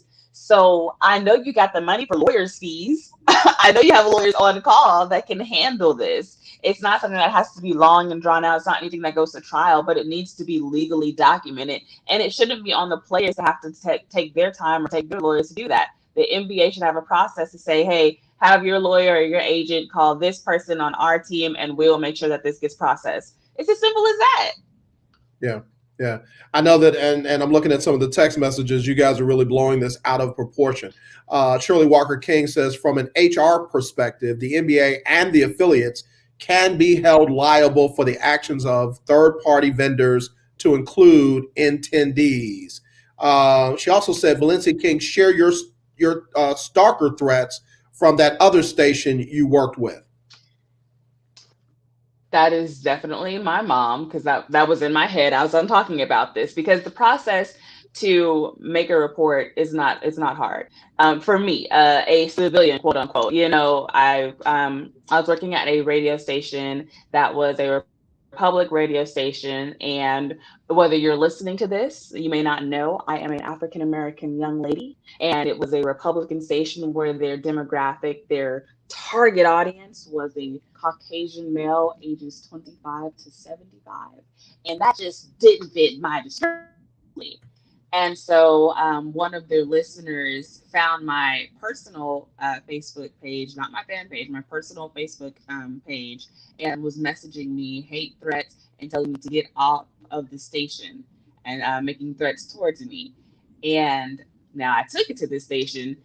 They didn't really do too much about it, so I took it to the police because the station I was working at, it's public. You can find the address online. And when I'm at work because you hear me live on the radio giving live active updates. So someone could easily know when I'm at work, know where I work. Our garage was not, the parking garages were not gated. You can walk in there and they could be waiting for me outside at 3 o'clock. And so I took that very seriously and made a police report about it. And the process didn't take long.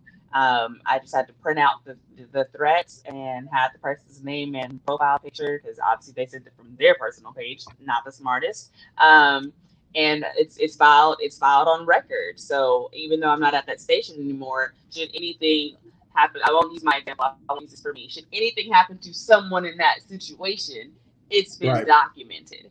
And so that's what this NBA should be doing. And I did this on a Valencia level. I'm not at the NBA level yet, but the NBA is its own entity, people. It's not hard. It's not difficult. And I just don't know.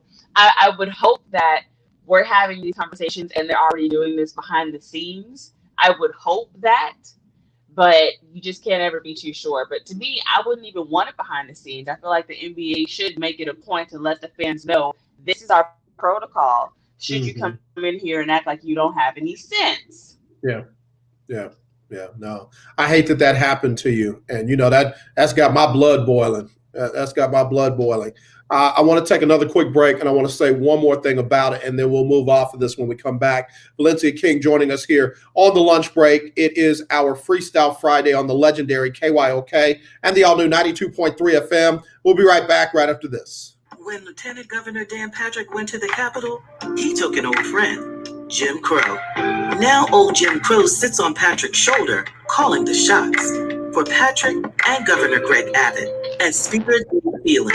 They are pushing racist Jim Crow-style voting laws that steal our rights, prop up white supremacists, and tear down our democracy.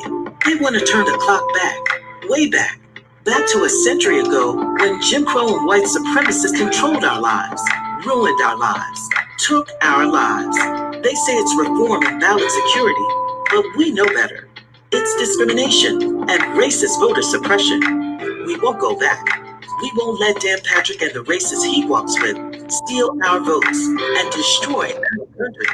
Call 512-463-0001. Tell Dan Patrick to get Jim Crow off his shoulder and end his racist attacks on Texas. Paid for by the Texas Justice and Education Fund.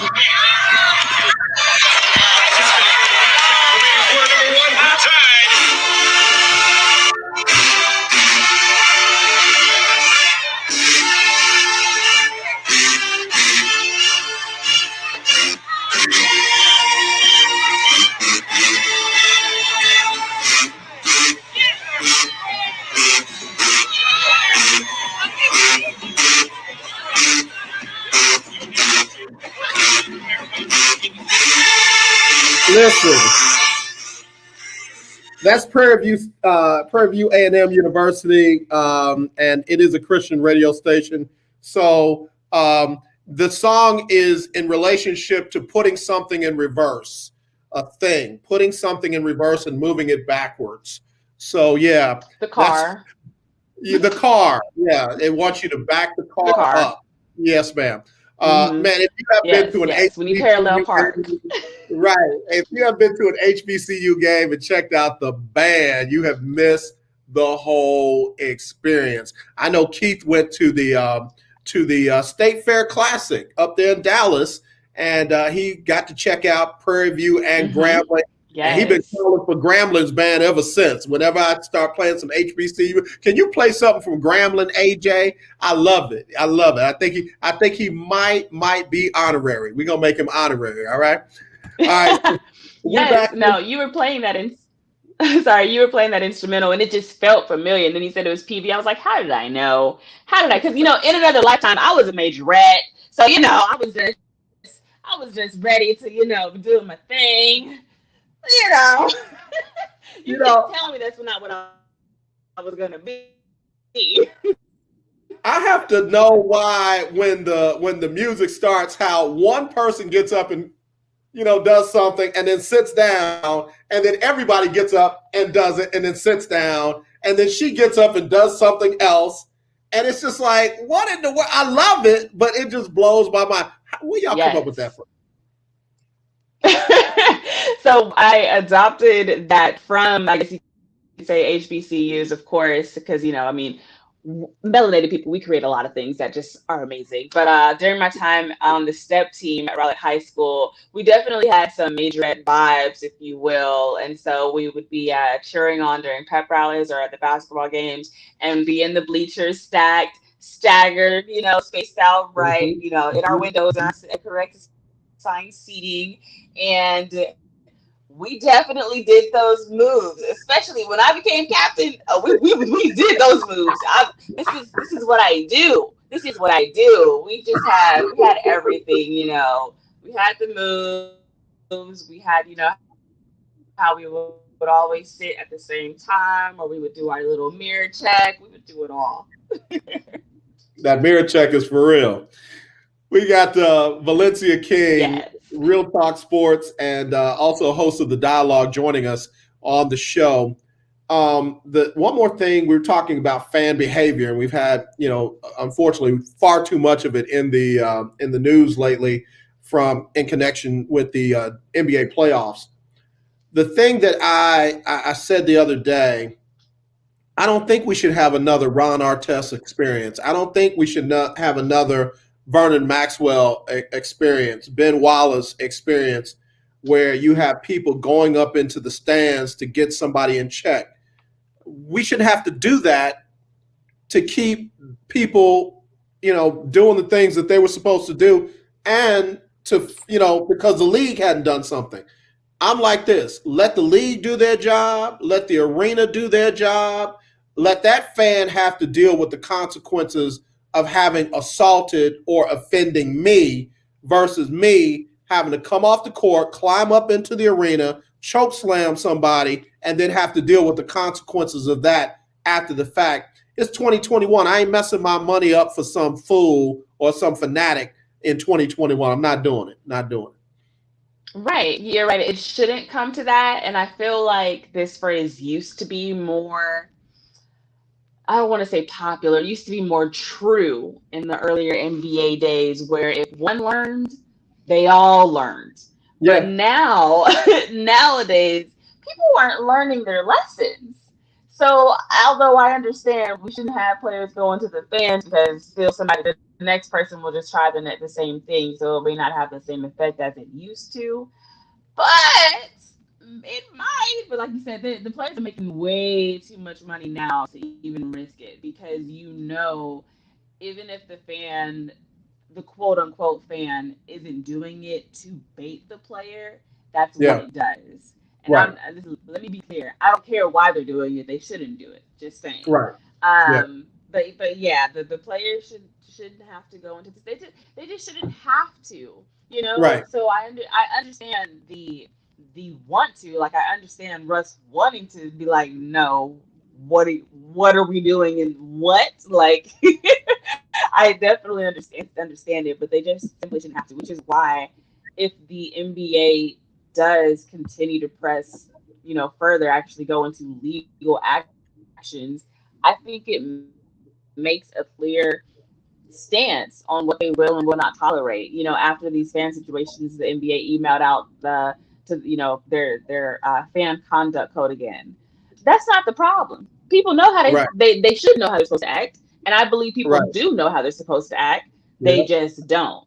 So it's not. We don't need Yeah. the lines in the paper in the black and white to read it again. We need action from the Right. NBA because they just keep saying, forever and ever that they want to protect their players. So then do it. Yeah. Yeah. I just I mean, look, they played more games this year. They got more money. They're playing in their home stadiums. They got these stadiums almost complete, or arenas almost complete to capacity. So use some of that money to put some of that security down there. And every now and then, instead of me having to run up into the stands and get somebody, maybe you need to run up there and tase them real quick. They're not complying. They're resisting arrest. As you taking them out, they snatching and jerking stuff. Get in that tail with a taser real quick and just, let's see some of that handcuffing going on. It shouldn't come to that. It shouldn't come to that, but it should not always be, the little baby-fied athletes making all that money. Now you quit spitting at people with your little nasty self. That's what you do. How about that? How about that part? Yeah. Yeah, like there's so many solutions here because as we're sitting here talking about it, the NBA could literally hire a third party security company, They and could. whatever their contract is, they could have the legal repercussions if a fan didn't want to sue, they would have to sue, the security, or you know what I mean? And then that would be written on their ticket in the fine print that nobody ever reads. And so like there's just ways that you can protect the players a lot better. And because I'm just kind of shocked because let me not say all, a lot of the NBA fans during the quarantine time when COVID-19 was quote unquote just beginning were saying, oh, we just need sports. And after, the rise of quote unquote awareness for, melanated people being allowed to live, oh, but maybe sports will bring us together. So now y'all got y'all sports and y'all still acting crazy? What do you know? Who would have thought of that? I don't know. Maybe everybody else who already knew. It's just like y'all, they were wanting sports so bad, Oh only my to God. still act up. Oh my God. Valencia, you are on point and hilarious. You got Longhorn Keith over there laughing like crazy. Before we have to get to another break, let's get to some of these games tonight. I already know what you're talking about on this Clippers Mavs game. So you got the Knicks visiting the Hawks in game 3 of their series. It's tied at 1 each in Atlanta. Who you got in that one? And give me a little bit of reason why. I'm so torn because I like the Knicks and I like the Hawks. The Knicks have been They have been waiting for this moment for so long. Hey, And Knicks, wait, Valencia, this is not shade, and this is not to call you out. Before now, had the Knicks been in the playoffs in your lifetime that you could remember? It's just an honest I question. mean, no, not that I can recall. You know, You know, it's been a while. It's been a little bit. But the part of me is not even necessarily the Knicks team. I think I've been reeled in by the Knicks fans over the years because I yeah, don't know yeah. which fan base is, I don't want to say worse, but versus Cowboys and Knicks fans. Knicks fans and Cowboys fans think they win it all every year. Listen, But the Knicks fans, honestly, I think the Knicks fans go through more torture than Cowboys fans because of the actual administration side of their organization. Like Knicks fans don't agree with the admin, so they just go through a little bit more torture. So I think that's what's kind of ruling me over to be supporting of the Knicks in this moment. And I haven't even got to Julius Randle. I'm still on the fans and what they go through. right. But outside of, yeah. Outside of the fans, the team, the New York Knicks, have been balling. They have been saying, "We're here." That's literally one of their quotes. We here." Yep, And yep. so I'm excited for it. I'm excited for Julius. This team is just,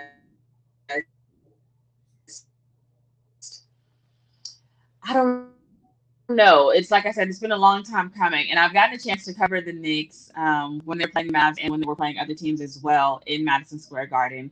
And their locker room over the years, I know they had a rotation of players. I know that, but their locker room in general has always been a warm welcome. You know, whether they win or they lose, that the team members that are in that locker room at the time, they genuine. I like Atlanta, but I'm kind of rooting for the Knicks. Yeah. Yeah. I got to tell you, the Knicks have a lot of guys to like. They have a lot of guys that their story by themselves are enough to like. D Rose, I'm so happy for him. I cannot see straight. I mean, it's almost like that's my brother, that's my nephew, that's my son, and I saw him struggle. I saw it all coming apart for him when he got hurt and just not able to do the things that he knows he's capable of doing. But now to see him score 26 points, 2 for 3 from the 3-point line, and just literally running the show off the bench, mind you. There's so many other guys like Taj Gibson. Y'all don't remember Taj Gibson from the days in Chicago, and then trying to be down there with some of the guys. He's still playing. Taj Gibson's got to be 206 years old, and he's snatching down 7 boards and dropping points in the paint and all that kind of stuff. And then when you look at the young guys, Barrett and Payton and Toppin and Burks and those guys, I mean, and then like you said, and then we get to Julius Randle. It's just there's a lot to like about the New York Knicks. But I got a question for you. We still mad at Jim Dolan, or do we like him now? Am I answering for myself or for Knicks fans? Because I think the Knicks fans gonna. I'll take it either way and both ways. However you give it to me, I'll take it. Are we still hating on Jim Dolan, or are we all right now? Since I'm only third party attached, I'm not hating. But if I ask a Knicks fan, they'll still probably be hating. they just feel like when something happens to you or when somebody does you wrong and they say I'm sorry, that doesn't mean you're healed. Right. So right. I think the Knicks fans need some more time. Well, wait a minute now. Hold on. Time out now. Let me spread this messiness around a little bit. In Philly, they said trust the process. In New York, he didn't say trust the process, but in essence, the process has worked. Am I wrong? You are not wrong. However, I think Philly's process was a little bit shorter than the Knicks process.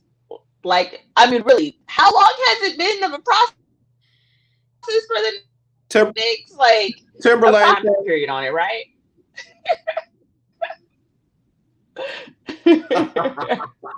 We got to have benchmark. We got to have measurables. Timberland says, it's been a long time since I left you without a dope rhyme for you to step to. So, I mean, again, I started to tweak that out, but I said, let me leave these Knicks fans alone. Let them enjoy their playoff moment. So, but yeah, that process is something else.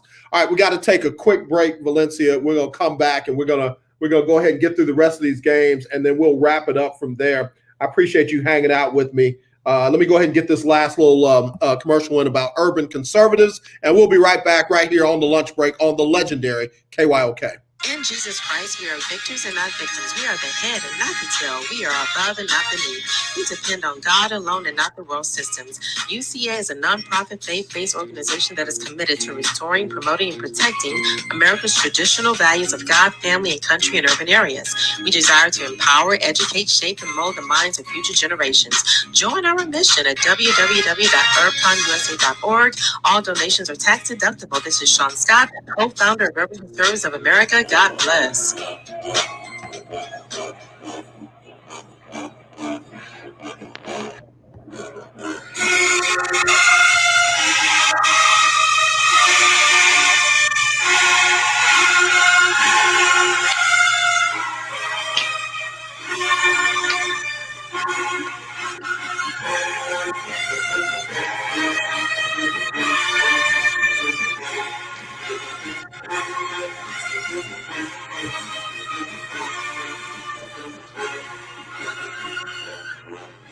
Okay, Valencia, I got a real question. Somebody texted in the real question. They want to know how you come up with that random movement that everybody else is going to do after you sit down. How do you choreograph that stuff right there? Okay. The earpiece out a little bit. You said, how do I choreograph the movements? Yeah, and this is the real question. Hold on. They said, yes, please explain that. How do you choreograph that random movement? And because it's not even, so the beat is going, and it's not like you trying to keep up with the beat, but you hitting it like in between the slower version of the beat. How y'all come up with that? Okay, so the way that I can speak for every choreographer out there, and the way that I like to do it is I just play around with the music. And so Okay. I like to hear what the music sounds like, hear what my body wants to do to the music. And so these are things that it may seem like random when you're watching it, but these are things that are practiced by, dance groups, majorettes, step teams, all of that practice. And so we had about 5 to 8 different 8 counts that we knew. And so that way, whenever you did them, you just already knew which 8 count that was. So it may not always be in the same order, you switch it up. So you knew if somebody starts, 8 count number 4, that's the one that you were doing to follow.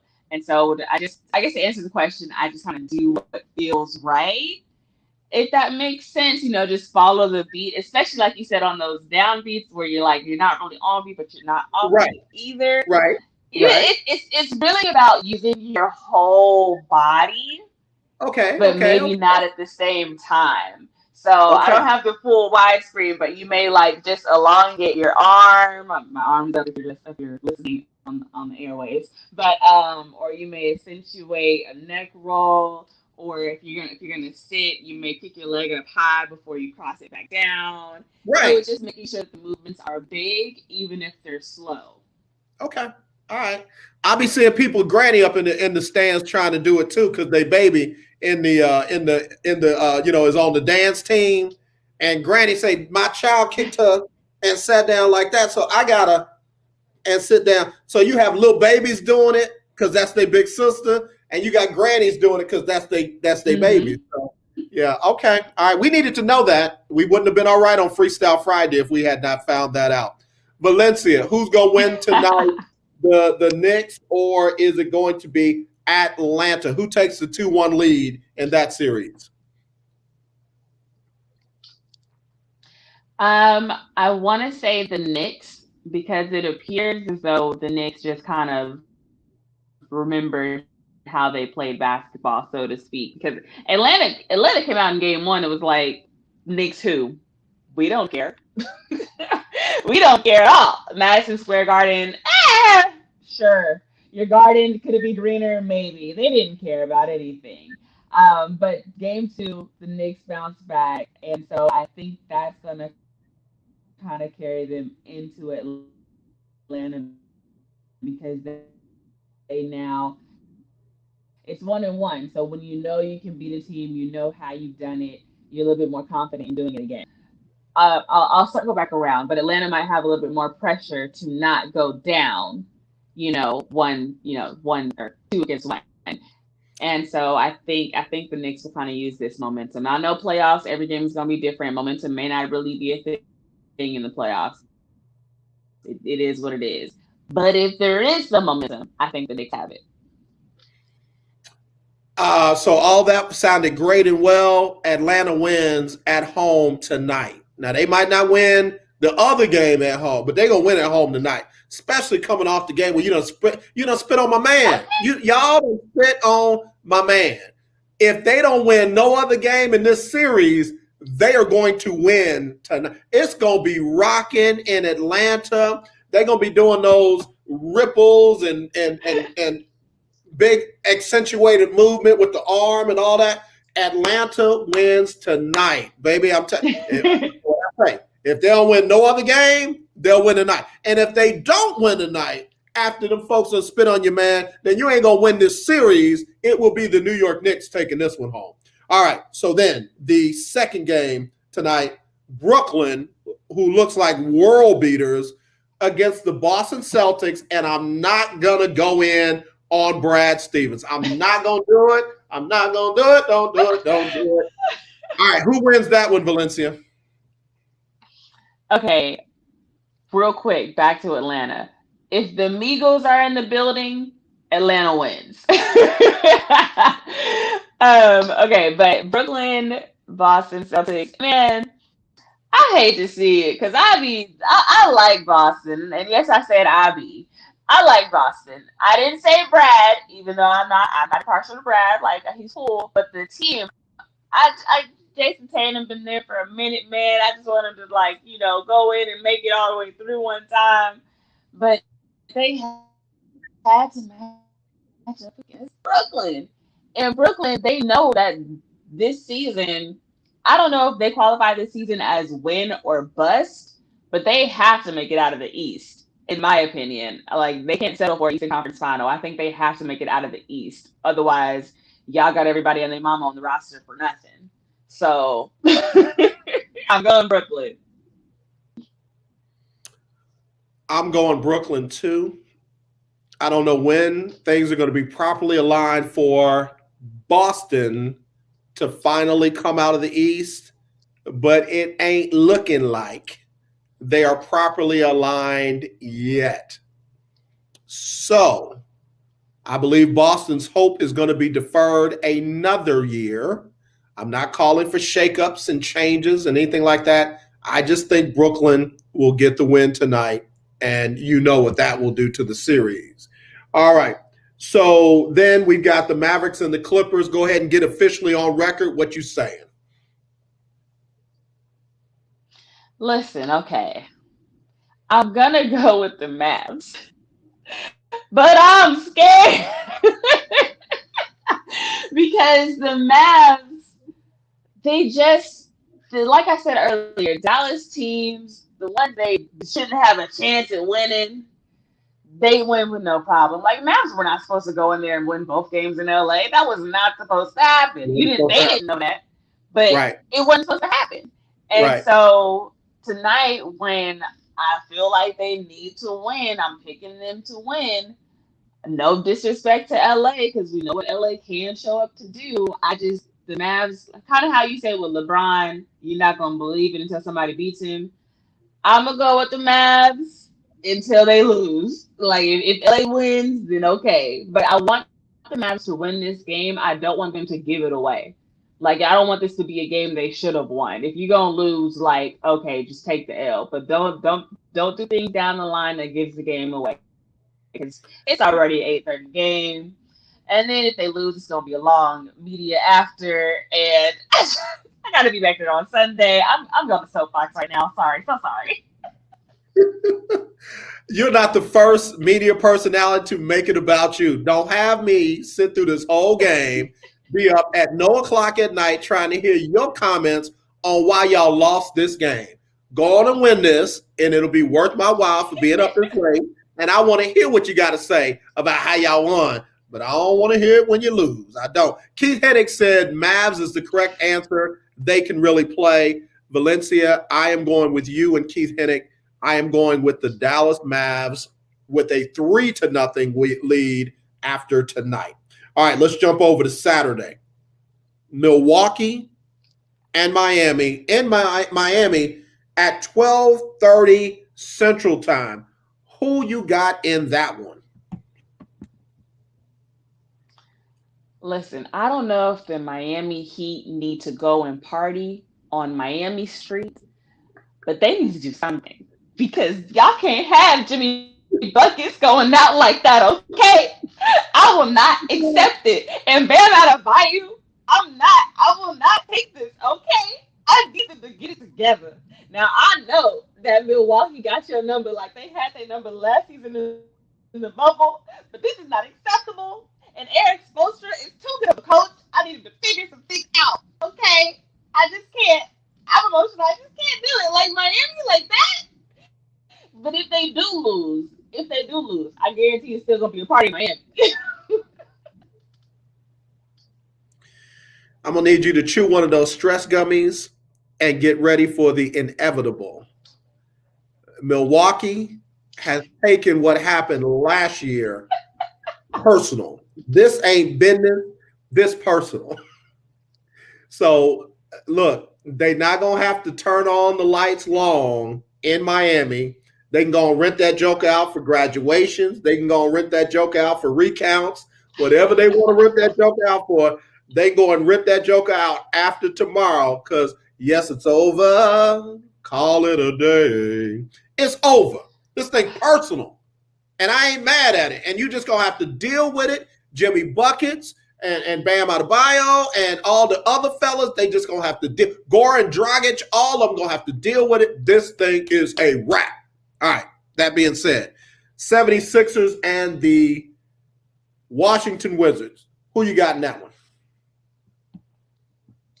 Okay, wait. Before we get there, one question for Milwaukee. If Milwaukee does beat Miami, but they don't make it to the Eastern Conference Finals, does it matter? Because aren't they still supposed to be going to the Eastern Conference Finals?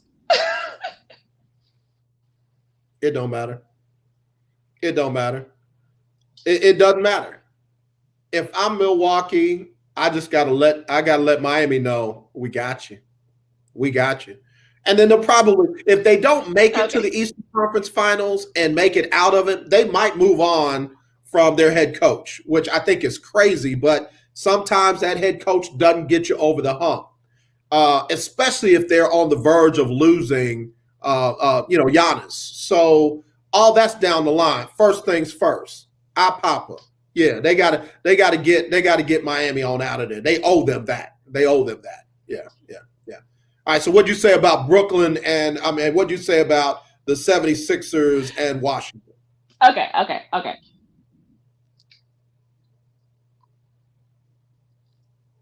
I'm going 76ers. I really love that group. I really do. Just from watching them in the bubble. Again, the reasons why I love teams most of the time is for things off the court. When the bubble was happening, Matisse was vlogging, and they were really heavily involved in the social justice impact during the bubble, and they just made it known. And so even since then, earlier this year, MLK Day, they had a series for Black History Month. They did another series. They're just keeping that message at the forefront for this organization. And I maybe I'm just easy, and I'm just like easy to kind of attach to a team for things outside of the game. But I really do appreciate that from that organization. And on top of that, they are playing some great ball. And I heard you mention at the top of the show, former Rockets that are in the playoffs, as the Rockets are not. Seth Right. Curry, former Mav, who would have thunk he's in the playoffs? Right. His brother's at home. Seth is balling. Valencia, Valencia, Valencia. Just like I said about Milwaukee, the story about Washington Did I freeze? Am I frozen? playoff is fun. It's a great story. Happy for Russ. Happy for Beal. They ain't gonna win. They going down 3-0 and it will be over. They're not getting none of these. That's just me. It's just me.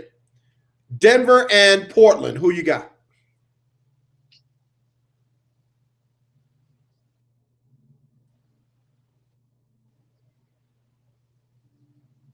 Are you frozen? You're frozen, aren't you? Uh-oh. We're losing her and we're running out of time. Portland. I'm going with Portland. I'm happy that Denver bounced handle this. Okay. Oh, I can hear you, but am I frozen still? No, you're good now. You're perfect now. I'm moving. Okay, great. Okay, yes, we're running out of time, but yes, I'm going with Portland. All right, yeah, I'm going with Portland at at home too. That series is going to go down to the wire for me. And then you've got Utah and Memphis tomorrow at 8:30. Who you got in that one? I like Utah, but Memphis made it a point when they beat Stephen Curry and them. So I'm riding with Memphis.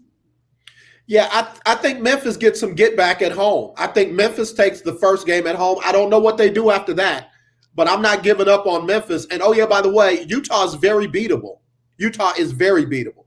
The one game that we didn't talk about, it'll be on Sunday, Suns and the Lakers. Do the Lakers go up 3-1 or do the Suns come on back and tie it up at 2 each? Suns need to come back and tie it up at 2 each. I don't know how they got to do it, but it needs to happen. It needs to happen. I said it earlier, you can't teach size. The Lakers outsized Phoenix last night. They're going to do it again on Sunday. So, Valencia, thank you for hanging out with me today. I appreciate you being with me on my road show. Tell everybody where they can find you and follow you and what you got coming up next. Yes, of course. Well, as you all may know, I am Valencia King, and you can find me across all social media platforms at I am Valencia King. That's Facebook, Instagram, Twitter. I will be at the Mavs game tonight, so make sure you follow me on Instagram and Twitter. I'll be showing you guys some behind the scenes and live tweeting throughout the game. And also be sure to check out my YouTube channel where all of my Mavs coverage is going. That is Valencia King TV. But if you type in I am Valencia King, you'll find me that way too. So be sure to tap in on all those social media channels and tell a friend, okay? We are trying to get my subscriptions up on YouTube and my watch hours up on YouTube and my followers up on the social media. So spread the word, okay? Spread the word. You know, wait a minute. You know we're going to love on you. You family. So lunch breakers, do what you got to do. Follow her over there at YouTube, subscribe. Also, follow her on social media and share it with somebody who is not following her. Valencia, thank you, dear. Appreciate you. Love you so much. Tell mom and dad I said hello. Tell the Mavs to bring it all home tonight because AJ said so.